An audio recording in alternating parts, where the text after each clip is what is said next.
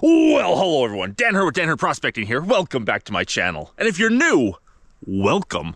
I hope to earn your subscription today. I am out here exploring 2 new claims of mine. Today, yes, there's gold in mine, but it's not all about gold today. Today is about copper.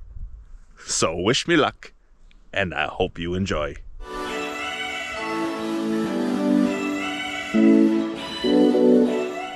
Now, if you have been following my channel over the years, you will know I love gold. Gold is awesome. But you'll also know that I have stated multiple times over that the next big metal in mining isn't something like gold or silver. It's not one of those exotic ones like lithium or those rare earth elements. I personally think the next big metal in mining, the next thing we're gonna have to go after as a mining industry in a big way, is copper. And I got some reasons behind that I will explain in this video. But first, let me go show you my first claim here, my first outcrop, and show you what it looks like. So I'm checking out some new ground that I haven't looked at before. My first site here is showing a huge quartz vein with a lot of malachite staining. Malachite is this green stuff. It is a, what is it? It's a copper carbonate formed by the oxidation of copper sulfides. I think that's right. Never quite get these things perfectly right, but I think that's it. If you know, let me know in the comments below, but I think that's what it is. Copper carbonate formed in the oxidation layer of a copper sulfide deposit. Pyrite. But look at this quartz vein. And one real neat thing about especially this quartz vein, but this whole big deposit up here, is anywhere that you're finding the copper in quartz, there's also gold. Now back 50, 60, maybe even 100 years ago, they trenched open this spot here. This is a big old trench where they scraped the top of the quartz vein free.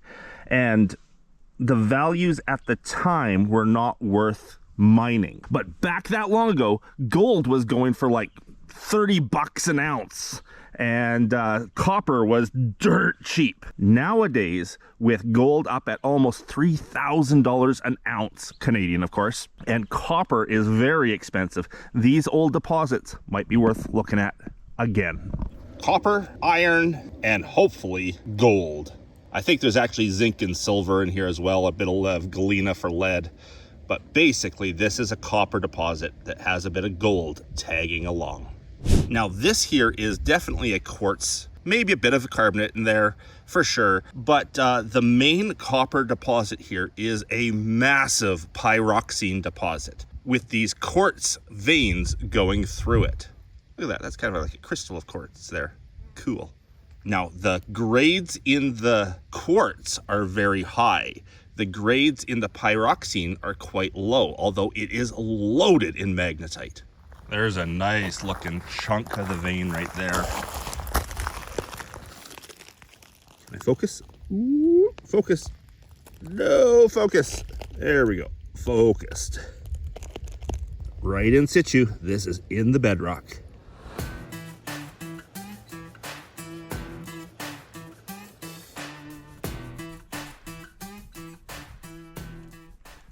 Well, I think I'm going to poke around the area here, see what else I can see around. I will be taking a sample of that for sure. I'm going to take about 3-4 samples today to take back and get assayed, see what they look like. But right now, I just want to look around the area, see maybe if they've exposed any more, see if I can find any adits, see what else I can find right around here. And as I said before, I will explain why copper is so important right now in this point in history, and why I think it's about to explode.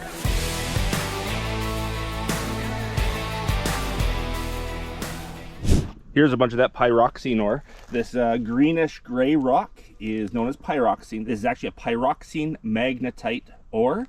And there's so much iron in this ore that a magnet actually sticks to these rocks. But there's also a small copper content to them.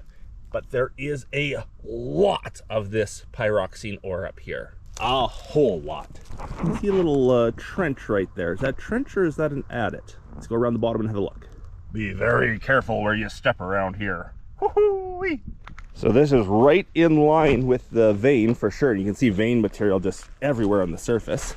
Great looking chunks. No, not an adit. They just trenched more down here right on the vein, exposing it. This is a significant vein. There's material here.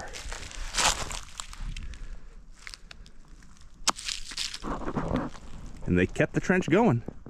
Lots of old trenching around. I don't see any evidence of an actual adit here. There's the town of Olalla. We're right above the town of Olalla. If I haven't mentioned already on this video, I'm right beside the Golconda Copper mine, which you've probably seen lots of videos from there, where we have actually gone underground. We found gold, we found lots of copper, core samples, all sorts of stuff. We're right just uphill from that site.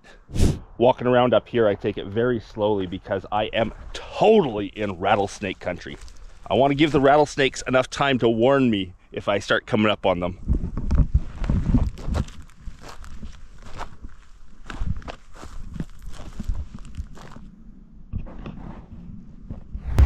So I'm moving over to the other claim before I take any samples from up here. Let's go check it out.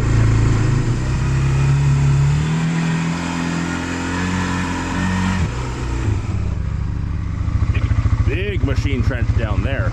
Way down there, there's a great big machine trench.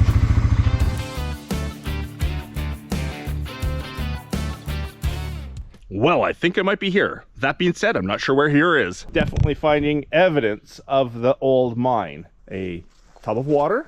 Now, maybe this is just for the cattle to drink. I'm not sure, but there's definitely a tub here. We've got some old working, some old cribbing, some old wood.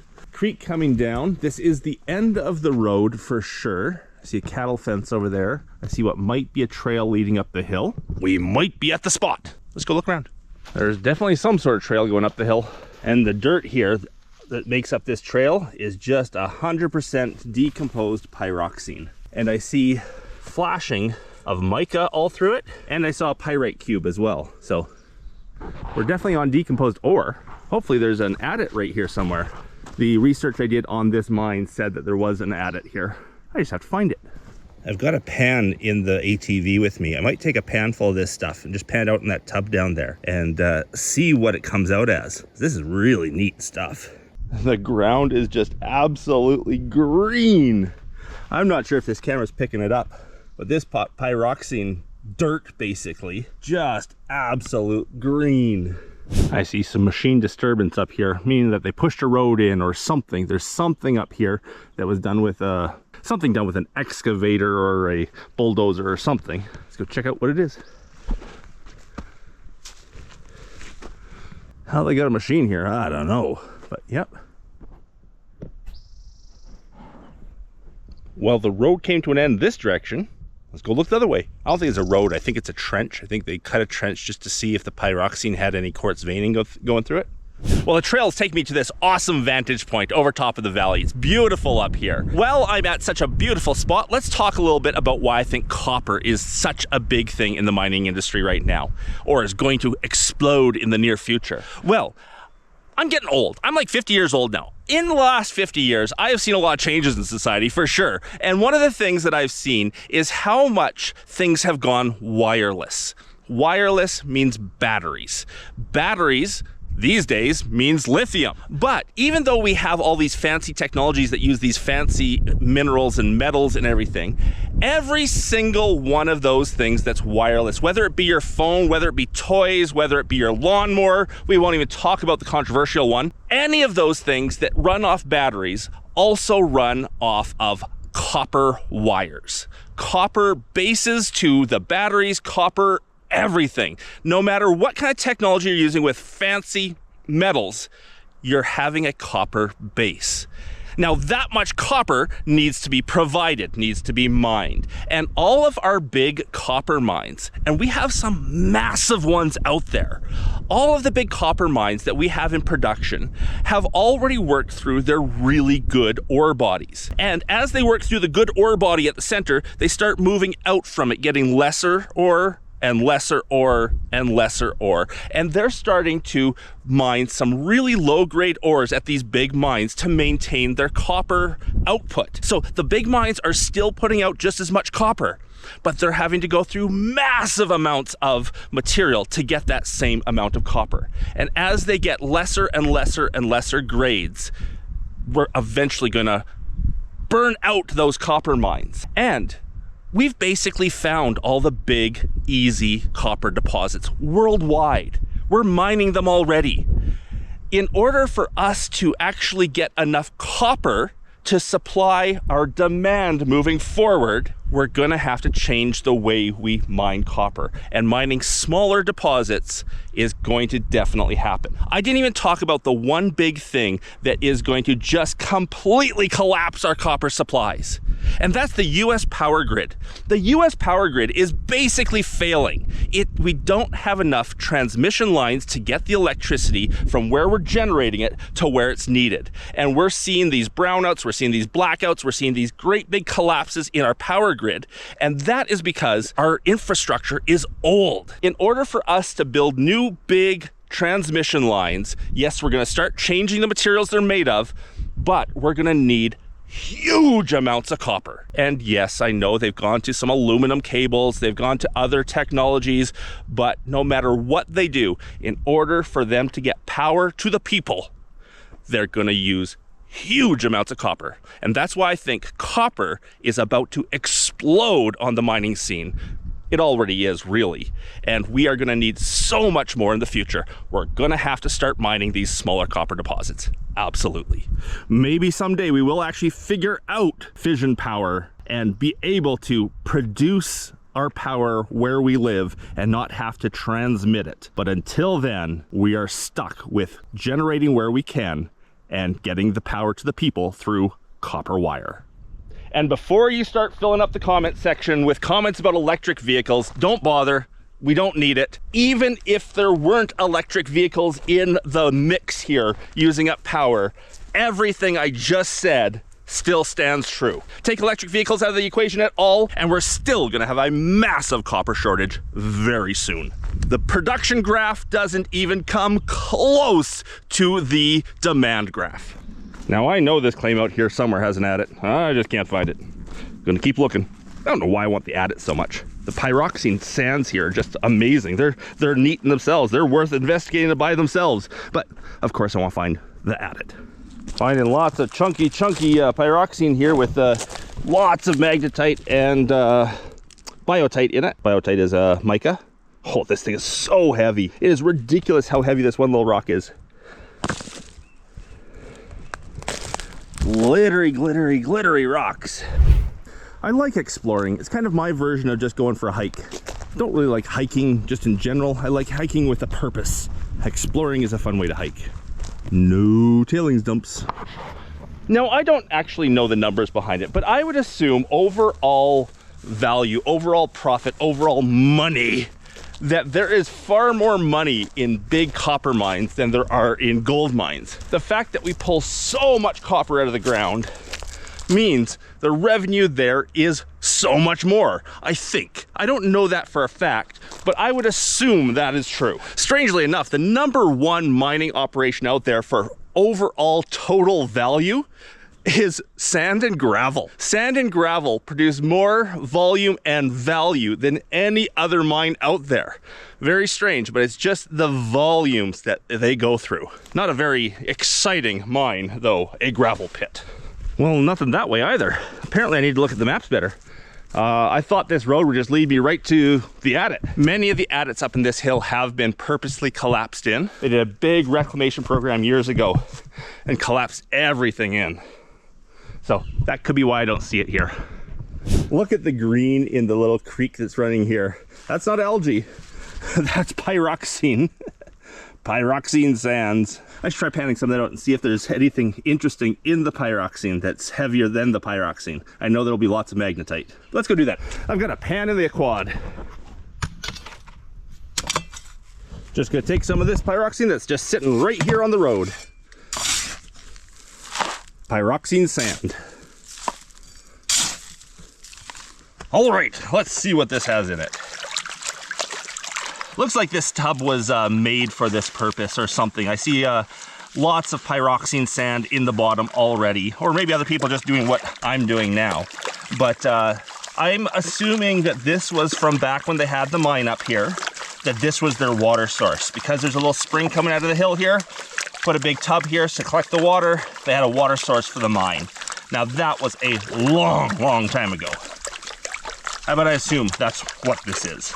Now, let's see what we can pan out of this pyroxene sand. See what shows up. Now, it's a pyroxene magnetite ore, so there's both pyroxene and magnetite in it. Pyroxene will be the green, magnetite will be the black.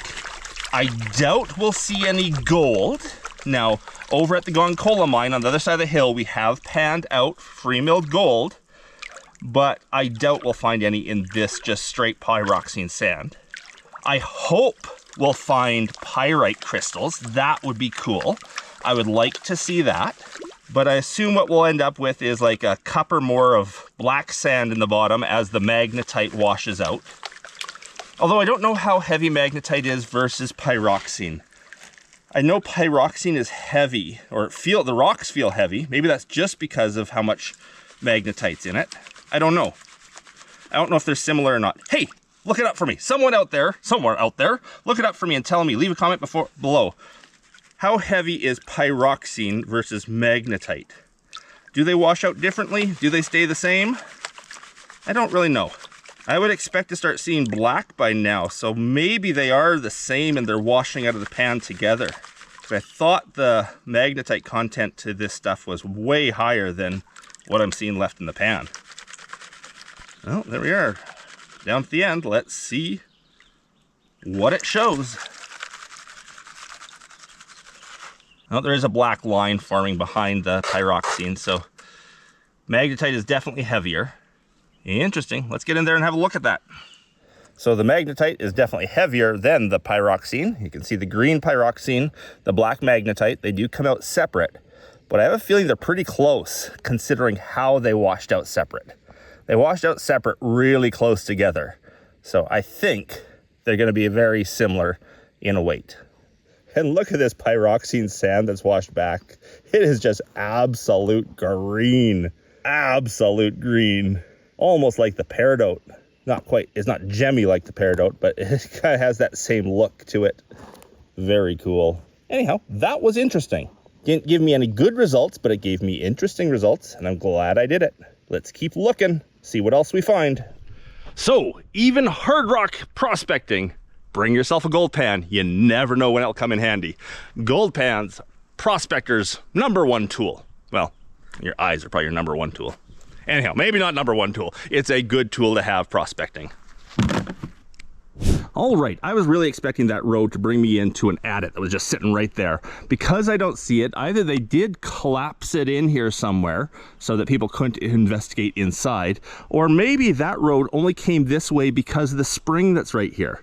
Maybe they just want a good water source. But maybe I passed on the way in? Let's look on the way out. I will be going to the Golconda as well, so we'll check that out after this. But hopefully we'll find an adit here. I don't know. We're just having fun.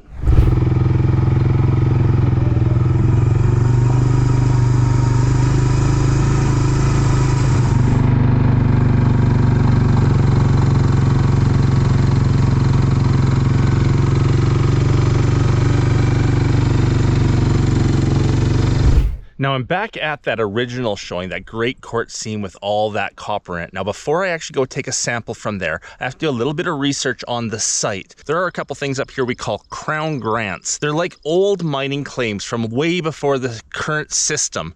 And if there's a crown grant over your land, you have to do a bit of research to make sure it's a lapsed grant or not active grant. So before I take any materials from there, they look great. I want to do some research on the crown grant that's overlapping this spot so that I'm not breaking any rules. As I'm driving by, I'm watching the hills very carefully for things of rock like that. Now that's not a tailings dump or a mine dump, but that's kind of what I'm looking for, is mine dumps like that. There is something up there that looks somewhat fishy, but I don't see any paths going up to it. So yeah, I'm looking, oh, maybe that is it. Maybe what I see is a path coming from over there. I'll check. But yeah, I'm just scouring the hills looking for what looks like old mine dumps, because that would indicate an old adit. And I found what could be a old road going up the hill, and that's definitely a berm right there. Sort of the other side of what I was just pointing at. So there's definitely something going on there. Let's go see.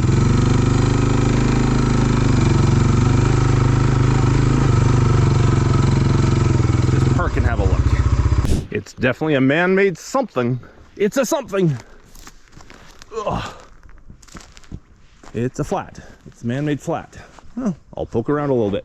Yep, definitely parallel trenching going up the hill here. Just step, step, step. Just exposing the bedrock to see what... There's all pyroxene through here. Probably just looking for quartz. Quartz in the pyroxene. We're right above that quartz vein I was showing you earlier, just down there. So they're probably just trying to find an extension of it up here. The Sunrise mine, which is just over there over the hill, it was a gold mine, and it actually had a lot of gold back in the day. So some of these veins up here could produce gold, that's for sure. So I've come over to the Golconda Copper mine now. This is where Dana and I were high banking back in November when we got frozen out of here. And we found gold. We found gold in this tailings pile. We wanted to come back in the spring when there was more water and warmer weather to finish off high banking up there and see if the gold we found was an anomaly or if there's more of it up there. So I think tomorrow, Dana and I are coming back here with the high banker and the water pump and everything, and we're going to hit that tailings pile really hard and see what we can find for gold, because we did find gold last year and it was really hard, miserable digging in the winter like that. Now it's beautiful. This is the old Golconda Copper mine. This whole mountain, freaking whole mountain, is made of copper. Huge amounts of ore here. The problem is it's a low-grade ore. Someday copper will be so valuable they will mine this low-grade ore that this mountain's made of. Look at the creek here. It is just loaded in quartz. There's probably gold in that creek too. Wonder if I should take a pan of that and just see what I find. Let's do it.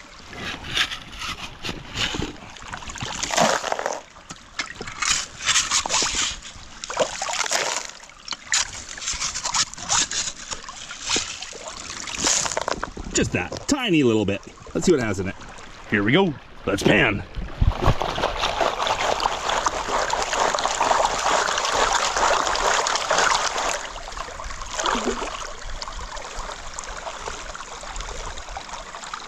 Now that's a lot of magnetite. The pan's basically full of it now. Magnetite is a an iron oxide. So it's kind of like rust, but it has more oxygen attached to it than rust has. Rust is iron oxide, magnetite is like iron tetroxide or something like that. It's got a whole bunch of oxygen attached to it. And it's stable. Magnetite is stable. It won't rust in water because it already is rusted. Unlike iron, if you put straight iron in water, it'll rust. Magnetite already is rusted, so it just stays. Let's have a look at what we got. More water than that. Lots of magnetite. Lots and lots and lots of magnetite. And that's about it. I just did a small scoop from the hillside too. Check out the chalcopyrite in there. That was one scoopful from the bank. That place is just loaded in copper.